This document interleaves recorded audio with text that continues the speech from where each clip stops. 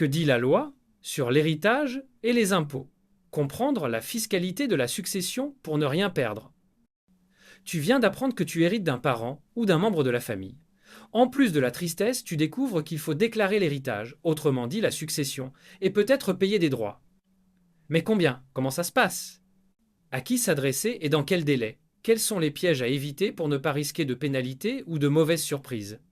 Comprendre la fiscalité des successions, c'est aussi se donner les moyens de mieux préparer l'avenir. Avant d'entrer dans le détail, posons les bases. Une succession, c'est la transmission du patrimoine d'une personne à son décès. On parle d'héritier pour les successeurs désignés par la loi ou de légataire pour ceux désignés par testament. On parle aussi d'actifs pour les biens transmis et de passifs pour les dettes à déduire. Les droits de succession, ce sont les impôts dus sur ce que reçoit chaque héritier ou légataire après application d'un abattement. Il est important de retenir ces notions car elles déterminent à la fois qui reçoit quoi, mais aussi qui doit payer et sur quelle base. Le sujet de la succession concerne chaque année des centaines de milliers de familles en France. Elle ne se limite pas aux grandes fortunes. Immobilier, compte bancaire, objet de valeur, part d'entreprise, tout peut être concerné. L'anticipation et la bonne connaissance des règles strictes qui encadrent son fonctionnement sont essentielles pour limiter la fiscalité et éviter les conflits. Alors, installe-toi et prépare-toi, nous allons ensemble passer en revue ce qu'il faut savoir pour comprendre ce sujet. Voici le plan. D'abord, on revoit les grands principes, c'est-à-dire qui paie, sur quoi et comment. Ensuite, zoom sur les abattements, les barèmes et les principales exonérations. Troisième partie, on voit les démarches concrètes et les pièges à éviter lors de la déclaration. Enfin, on cible quelques conseils pour anticiper et alléger la fiscalité. L'objectif, c'est que tu repartes avec des clés concrètes pour comprendre tes droits, tes devoirs et les solutions pour optimiser la transmission de ton patrimoine. Commençons par le commencement. Tout héritage est-il imposable? Qui doit payer? Quelles sont les règles de base? Ce sont des questions fondamentales pour tous ceux qui héritent ou qui préparent leur succession. Les droits de succession concernent la plupart des héritages. Mais tout le monde ne paie pas la même chose. Plus le lien de parenté est proche, plus l'impôt est faible. L'impôt peut être nul dans certains cas, par exemple en cas de mariage pour le conjoint survivant et pour le partenaire de Pacs. Attention, pour le partenaire de Pacs, l'exonération d'imposition n'est possible que si un testament a été établi entre les partenaires. Certaines personnes, comme les frères et sœurs sous condition, peuvent aussi bénéficier d'allègements ou d'exonérations. Si tu veux connaître les différences entre le mariage et le Pacs, regarde l'épisode intégral consacré au sujet et intitulé Mariage, Pacs, la comparaison. La succession inclut tous les biens, les comptes bancaires, les objets, l'immobilier, les placements financiers, mais elle doit aussi tenir compte des dettes à déduire. La déclaration doit être faite dans les 6 mois suivant le décès, 12 mois si la personne est décédée hors de France. Le recours à un notaire est obligatoire lorsque la succession comporte un bien immobilier, ou si le montant du patrimoine est supérieur à 5 910 €, ou encore s'il existe un testament. Le contenu de la déclaration doit être établi de manière rigoureuse. En effet, la prise en compte de l'ensemble du patrimoine, sans rien omettre, est cruciale pour éviter tout redressement fiscal. Imaginons que tu hérites d'un appartement, d'un compte en banque et de quelques objets de valeur. Le notaire calcule la valeur totale, déduit les dettes éventuelles, puis applique le barème en fonction de ton lien avec le défunt. Ce calcul sert de base à la déclaration et permet de déterminer exactement les droits à payer en toute transparence. Cette première partie est maintenant terminée. Si elle t'a été utile, pense à liker, à commenter ou même à partager. On reprend tout de suite. Voyons maintenant comment se fait le calcul du montant à payer, les abattements disponibles et les cas d'exonération. Il existe des règles précises pour limiter le montant imposable et parfois pour exonérer complètement certains héritiers. Les abattements. Avant d'appliquer les taux d'imposition, chaque héritier bénéficie d'un abattement. L'abattement correspond à une partie de la valeur de l'héritage qui peut être exonérée d'impôt. Exemple, entre parents et enfants, l'abattement est de 100 000 € par parent et par enfant. Plus le lien est éloigné, plus l'abattement diminue. Connaître ces seuils permet d'anticiper et de prévoir d'éventuelles donations pour optimiser la transmission.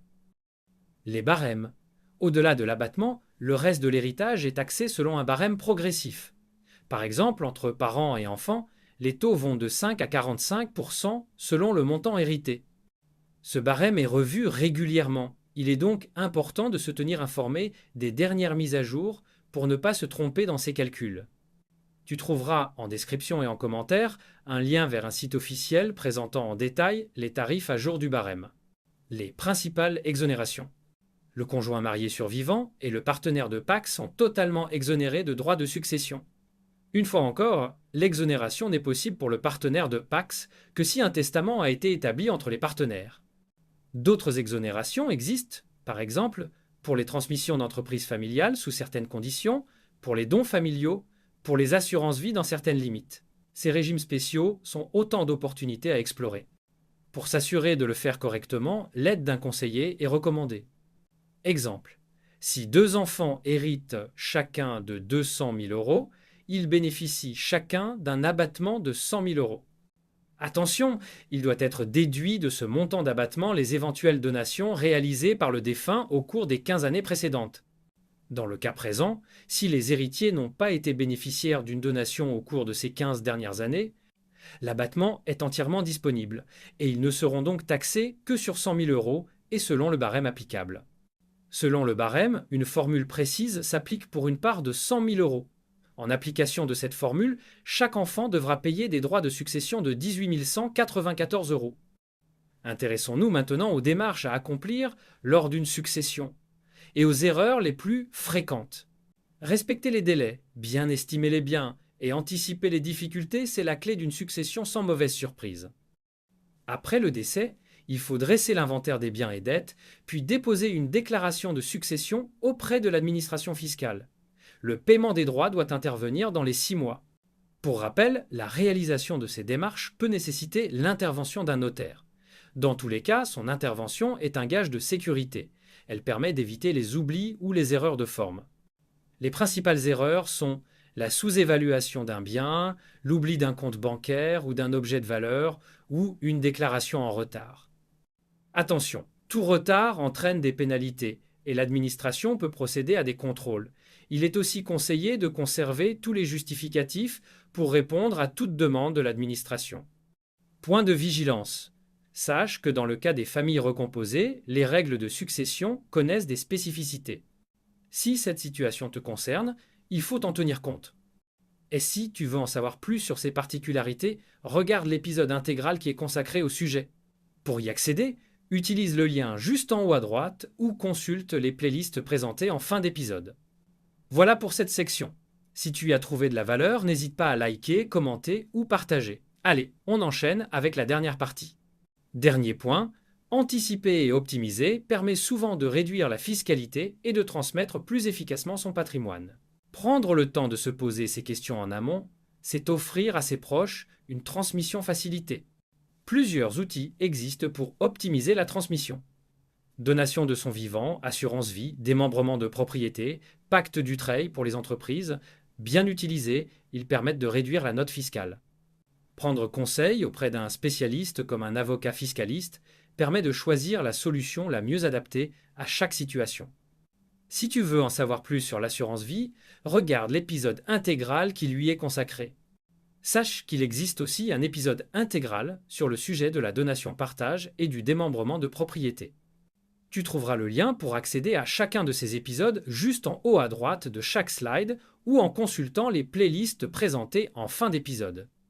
Enfin, sache qu'il est possible de réaliser un bilan patrimonial avec un professionnel, avocat fiscaliste ou conseiller en gestion de patrimoine. Cela permet de simuler la fiscalité, d'anticiper les éventuels blocages et d'adapter sa stratégie. C'est aussi l'occasion de vérifier la cohérence entre ses volontés, la loi, et la situation de ses héritiers.